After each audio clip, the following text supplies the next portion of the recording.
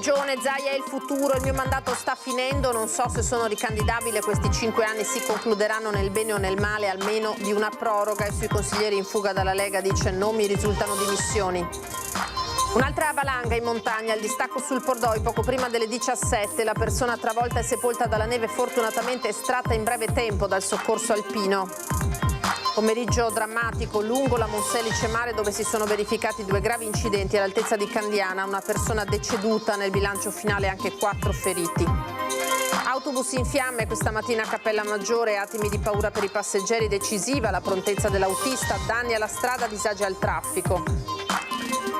Il racconto in lacrime dell'addetto alle pulizie della stazione dei bus di Treviso, aggredito da 3 giovanissimi per averli rimproverati mentre sporcavano, mai vista tanta aggressività. Minacce fisiche per estorcere denaro e tabacchi, l'incubo per un esercente di Monselice durava da oltre 10 anni, 45enne arrestato dai carabinieri. Nella giornata nazionale in ricordo delle vittime del Covid, la cerimonia e il gemellaggio tra Vo e Codogno, le amministrazioni simbolo dell'inizio della pandemia. Contributo d'accesso, attivo da oggi il portale per la prenotazione delle visite a Venezia per i turisti, saranno 54 giornate invece delle 29 del 2024, partenza il 18 aprile. Buonasera, bentrovati, eccoci con l'edizione regionale dei nostri telegiornali. E dunque andiamo alle dichiarazioni di oggi del presidente del Veneto Luca Zaia. Il mio mandato sta finendo, ha detto questa mattina a Conegliano, frase che non è passata inosservata e che lui stesso ha poi spiegato introducendo il tema della proroga tra i nodi, anche quello del congresso e dei 4 consiglieri regionali leghisti morosi.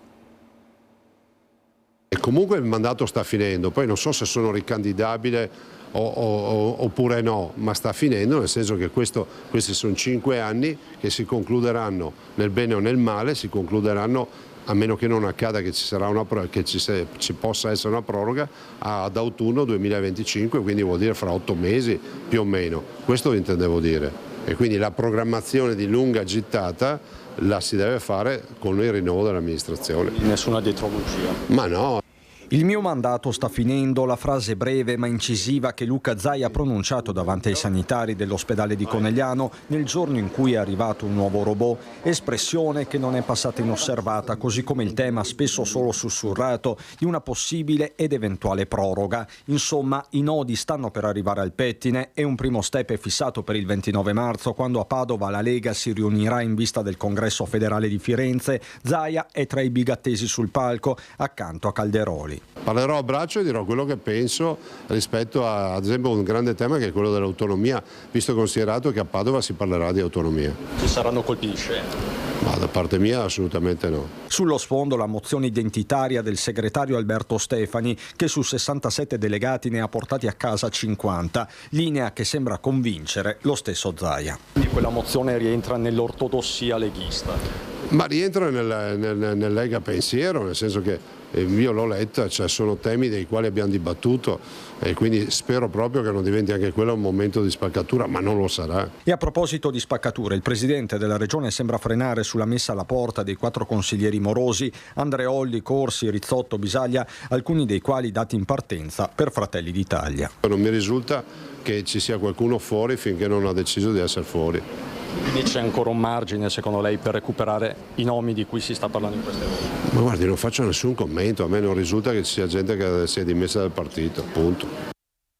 Andiamo alla cronaca di queste ore, tragedia sfiorata, è proprio il caso di dirlo a causa dell'ennesima valanga nelle Dolomiti, è accaduto nel pomeriggio alle 16:48 nella zona del Passo Pordoi. La massa di neve ha travolto uno sciatore che è stato estratto da persone che si trovavano nelle vicinanze. Lo sciatore, che non avrebbe riportato conseguenze significative, è stato poi preso in carico dal personale del SUEM che l'ha trasferito all'ospedale di Pieve di Cadore per accertamenti.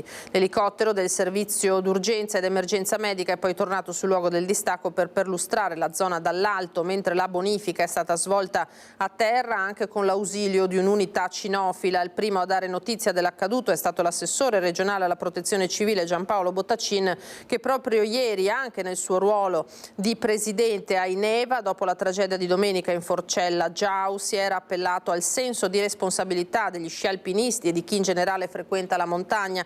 Anche oggi il bollettino Nivo Meteo di Araba Dabba indicava pericolo marcato di valanghe livello 3 su scala 5 per distacchi fino al limite del bosco di lastroni di neve resi instabili dal vento, e quindi attenzione. Ed è tornato a casa Andrea Denardi, il 51enne sopravvissuto proprio alla valanga sul Giau, costata invece la vita alla sorella Elisa e all'amico Abel. Per lui è stato un trauma vedere la sorella sotto la neve e non poter far nulla, racconta una zia. Il loro era un legame davvero speciale. Procede l'inchiesta, non si esclude il coinvolgimento di altri sci alpinisti. I funerali di Abel sono stati fissati per venerdì pomeriggio nella sala del crematorio di Conegliano. Andrea sta bene fisicamente perché non ha avuto grossi traumi, però ha un trauma grosso, ecco. Potete immaginare, no? Vedere sua sorella sotto la neve e non poterla fare niente non può essere una cosa semplice. Cioè non era un amico, non era un compagno, era una sorella. È tornato a casa Andrea Denardi, il 51enne sopravvissuto alla tragedia di Forcella Giau sopra Cortina, costata la vita alla sorella Elisa, 40 anni, che ha tentato disperatamente di salvare, e all'amico Abel Ayala Cundia, 38. Sono passate circa 48 ore da quella maledetta valanga che li ha travolti. Nell'abitazione di Via dei Pascoli a Conegliano, dove Andrea vive con la madre, c'è solo e soltanto dolore, poche le parole. Il 51enne, dopo aver parlato con gli inquirenti, si è chiuso nel suo silenzio. Solo una zia ricorda quel legame speciale tra lui ed Elisa, 11 anni di differenza. Erano attaccatissimi perché tutte le domeniche quasi, cioè quando potevano andavano assieme. Potete immaginare, perché era un rapporto, non so se voi sapete, ma la montagna ti porta anche un rapporto, fratello e sorella, che hanno questa bella passione. Era un rapporto eccezionale, con due caratteri diversi ma attaccati, cioè, ecco, anche per quello che erano eccezionali, perché avevano due caratteri diversi. Non era la prima volta che andavano via assieme, erano anni che andavano via assieme. In attesa dei funerali previsti per il fine settimana, gli uomini della Guardia di Finanza, coordinati dalla Procura di Belluno, stanno ricostruendo i minuti che hanno portato alla tragedia. Si deve capire se il distacco sia avvenuto per opera dell'uomo. Non si può escludere il coinvolgimento di altri sci alpinisti. Al momento però non ci sarebbero indagati. Resta il dibattito anche tra gli operatori del soccorso sull'opportunità di interdire le aree maggiormente a rischio valanghe. Sul tema interviene anche il presidente della Regione del Veneto. Hanno ragione, perché poi loro sono gli esperti. Dall'altro noi non possiamo immaginare che lo sci alpinismo scompaia, però dall'altro bisogna anche dire che ci sono delle condizioni nelle quali, ed esco dai casi specifici di questi incidenti recenti, e condizioni nelle quali in montagna a fare fuori pista, a fare sci alpinismo non ci puoi andare, perché i bollettini ti dicono che il rischio è alto. Sulle strade adesso, perché è stato un pomeriggio drammatico lungo la Monselice Mare, dove si sono verificati 2 gravi incidenti all'altezza di Candiana. Pomeriggio di sangue lungo la Monselice Mare in provincia di Padova, 2 incidenti distinti. Nel pomeriggio di oggi, il primo, all'altezza di Candiana, uno scontro tra un furgoncino ed un'auto, ferito gravemente uno dei 2 conducenti, trasportato in elicottero all'ospedale di Padova. Nel secondo incidente, all'altezza di Villa del Bosco, un'auto con 4 persone a bordo è uscita di strada. Morto il conducente del mezzo, mentre uno dei passeggeri è rimasto gravemente ferito e anche lui è stato trasportato in elicottero al nosocomio cittadino. Ferite lievi per gli altri 2 passeggeri. Sul posto, in entrambi gli incidenti, sono intervenuti i carabinieri, che hanno effettuato i rilievi del caso insieme ai vigili del fuoco e al personale del SUEM 118. E autobus in fiamme questa mattina a Cappella Maggiore, attimi di paura per i passeggeri, decisiva la prontezza dell'autista, danni alla strada, disagi al traffico. Ore 7:30, via Anzano, Cappella Maggiore. Il bus della linea 32 di MOM è in servizio da quasi un'ora, partito dal deposito di Vittorio Veneto. A bordo una ventina tra passeggeri e studenti. Nessuna anomalia fino a quando, improvvisamente, del fumo comincia a sprigionare dal vano motore. Un segnale che l'autista, in servizio autonomo da appena una settimana, dopo un lungo periodo di affiancamento con i colleghi, interpreta al volo e in tempo. Accosta il mezzo e fa scendere tutti. Tensione, c'è pericolo di fiamme e infatti il rogo, dopo pochi istanti, divora il mezzo. Sotto gli occhi atterriti dei passeggeri in salvo e dei passanti, l'intervento decisivo dei vigili del fuoco, giunti assieme ai carabinieri di Vittorio Veneto. Le fiamme vengono spente, il mezzo completamente distrutto, messo in sicurezza. Le conseguenze materiali sono pesanti, danni al manto stradale e ai cavi dell'illuminazione pubblica. Strada chiusa per oltre 3 ore con inevitabili ripercussioni sul traffico lungo via Anzano. Concluso l'intervento e passata la paura, resta da capire cosa sia accaduto. MOM ha già annunciato di aver avviato un'indagine interna per accertare le cause. Il mezzo, seppur di vecchia generazione, è sempre stato sottoposto a rigorosa manutenzione, spiega in una nota l'azienda di trasporto. Intanto il presidente di MOM, Giacomo Colladon, ringrazia la prontezza del conducente che ha saputo intervenire al meglio, arrestandosi immediatamente e mettendo in salvo i passeggeri. La sicurezza, conclude, è al centro del nostro operare e anche per questo MOM ha scelto di investire 89 milioni di euro per il rinnovo dei mezzi. I carabinieri stanno stringendo il cerchio intorno ai giovanissimi responsabili dell'aggressione allo storico addetto alle pulizie della stazione delle Corriere di Treviso, gettato a terra e preso per il collo per averli rimproverati di gettare rifiuti nel piazzale. Loro sono subito aggrediti sul mio collo e poi dopo per metterti da me a terra. Ti hanno fatto del male? Fate del male morale, comunque io non mi sento bene adesso fino ad oggi, da 22 anni di lavoro. Così. Non ho mai visto una persona che aggressivi così. Rashid Zaine fa le pulizie nel piazzale della stazione delle Corriere da 22 anni, ma di essere malmenato non gli era mai capitato e quando lo racconta gli scendono le lacrime. Gettato a terra e preso per il collo da un ragazzo giovanissimo mentre i due amici stavano a guardare. Un paio di passanti hanno scattato delle foto e insieme alle telecamere di videosorveglianza di Lungo Sile Mattei saranno determinanti per risalire al gruppetto di bulli che passano le mattinate qui senza far nulla. Buttano le bottiglie per il vetro, per la strada, per tutti. Ragazzi, basta così, non devi buttarti le bottiglie, non farti così. Mi trovo avanti un ragazzo, c'è un altro dietro che toccano da me, buttano anche latino sopra la mia macchinetta del motoscopa. Io ho gridato con loro perché vuoi farti così. Loro sono continuati da fare aggressivi con me. Mentre Rashid puliva, il gruppetto gettava appositamente a terra rifiuti per provocare. Rimproverati se ne sono andati al bar, salvo poi tornare, cappucci sollevati in testa, per mettergli le mani addosso. 54 anni, padre di 4 figli, il dipendente della Dusman si è fatto poi refertare in pronto soccorso, dove è stato giudicato guaribile in una settimana. Hai avuto paura?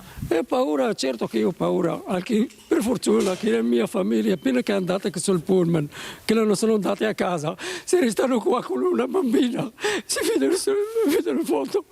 Ma che è successo? Quello non va bene, famiglia che veniva da me, che adesso sto male, adesso non riesce anche a parlare. Anche la collega che lavora con Rashid adesso è spaventata. No, non è bello lavorare qua a Lungo Sile a Treviso. Il 54enne ha sporto denuncia ai carabinieri. Gli investigatori dell'Arma sarebbero già sulle tracce dei responsabili. Credo che a breve il cerchio dovrebbe chiudersi attorno al responsabile di questa aggressione e quindi verrà denunciato. Ovviamente noi lavoriamo per prevenire queste situazioni, l'obiettivo è che non succedano. A volte purtroppo succedono e quindi è fondamentale che ci sia un intervento tempestivo delle forze dell'ordine esattamente come c'è stato. Resta il fatto che i lavoratori del settore non si sentono sicuri. E fortunatamente ci sono sempre forze dell'ordine costantemente qua in autostazione, ma basta un attimo di distrazione e succedono questi fatti. Purtroppo l'inciviltà regna, purtroppo, e non sappiamo più come difenderci, non sappiamo. Estorceva denaro e tabacchi da oltre 10 anni a un rivenditore di Monselice, arrestato dai carabinieri un 45enne. Un incubo che durava dal 2015, le richieste di soldi e biglietti gratta e vinci erano continue, minacce e aggressioni verbali all'ordine del giorno per un tabaccaio di Monselice, vittima di un 45enne che gli estorceva denaro. Esasperato, il tabaccaio dopo anni di soprusi si è rivolto ai carabinieri.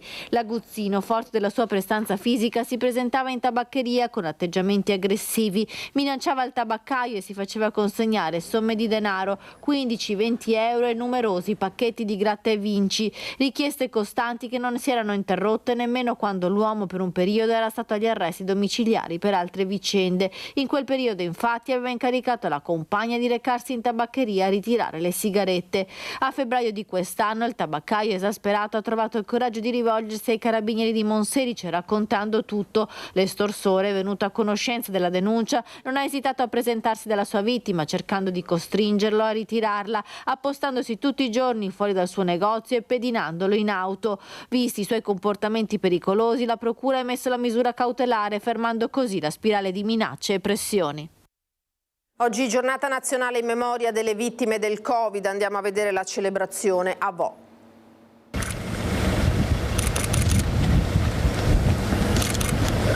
Vo ricorda, Vo resiliente. Questo si legge sui 2 cippi di trachite, materiale simbolo dei Colli Euganei, che sono stati scoperti oggi per celebrare la giornata nazionale in memoria delle vittime del coronavirus. Insieme il sindaco di Vo e quello di Codogno, nell'Odigiano, hanno voluto ricordare chi si è sacrificato in quel drammatico periodo. Chi oggi piange le vittime, piange un sacrificio in realtà a cui dobbiamo tutti un tributo. Guardare al futuro pensando a quello che hanno sacrificato queste famiglie è doveroso e dobbiamo riuscire a stringerci attorno a loro. Dobbiamo ricreare quello spirito di comunità che loro hanno saputo, con il sacrificio dei propri familiari, dare all'intera nazione. I pensieri dei bimbi delle elementari volano in cielo legati ai palloncini bianchi. Un pensiero anche ad Adriano Trevisan e Renato Turetta, prime delle oltre 190.000 vittime registrate nel periodo dell'emergenza in Italia. Lo spirito di comunità, di unità e di coesione è stato quello che ha mandato avanti le comunità nei momenti più duri, nei momenti in cui ci si sentiva isolati, nei momenti in cui venivi visto anche come un untore o a volte come degli appestati che dovevano stare alla larga da tutto.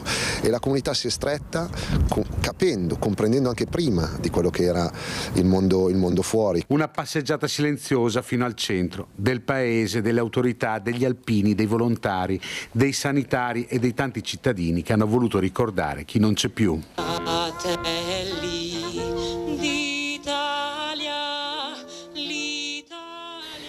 Noi abbiamo avuto oltre 18.000 vittime, è stata una tragedia non solo del Veneto ma internazionale, così il presidente della regione Luca Zaia, ricordando quei drammatici momenti. Abbiamo capito che di fronte a situazioni emergenziali come queste è necessario prepararsi in maniera migliore. Ovviamente questa è stata una lezione che è stata recepita da tutto il paese e che penso che possa consentire di affrontarci, speriamo mai, altre situazioni emergenziali simili. Cambiamo tema. A Venezia adesso ha aperto il portale con cui prenotarsi per le giornate in cui sarà in vigore il contributo d'accesso. Tutte le novità. È riaperto il portale per la prenotazione delle visite a Venezia nei giorni del contributo d'accesso. La novità più importante riguarda il prezzo, che potrà raddoppiare a seconda della data di prenotazione. 5 euro per chi prenota entro il quartultimo giorno dal suo arrivo, 10 euro per chi prenota dal terzo giorno antecedente alla visita. C'è poi un quasi secondo raddoppio. Nella primavera-estate 2025 i giorni in cui sarà in vigore il provvedimento salgono a 54 rispetto ai 29 del primo anno di sperimentazione. Una crescita che dipende anche dall'inserimento permanente del venerdì accanto ai soli sabato e domenica del 2024.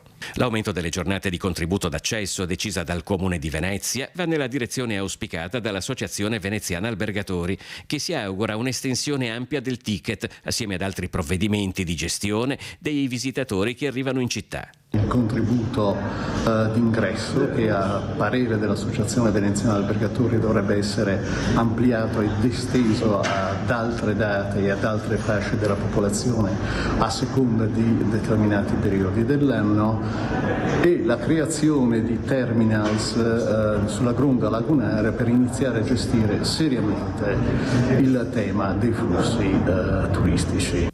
Il contributo d'accesso 2025 inizierà con un blocco unico e lunghissimo dal 18 aprile al 4 maggio, per poi proseguire durante tutti i fine settimana, venerdì incluso, fino al 27 luglio. Eccezionalmente il contributo d'accesso sarà in vigore anche il lunedì 2 giugno, festa della Repubblica. Il contributo d'accesso è a carico del cosiddetto turista pendolare, cioè chi visita quella che il comune definisce la città antica di Venezia in giornata, alloggiando al di fuori del territorio comunale. Sono esentati dal pagamento tra gli altri i lavoratori pendolari, chi soggiorna in strutture ricettive dentro il comune, chi paga l'IMU a Venezia. Esenti dal pagamento e dalla richiesta di esenzione i residenti o nati nel comune di Venezia, i residenti nella regione Veneto e gli studenti pendolari. Adesso come sempre le previsioni del tempo, è tutto, io vi ringrazio per essere stati con noi, vi auguro una buona serata, arrivederci.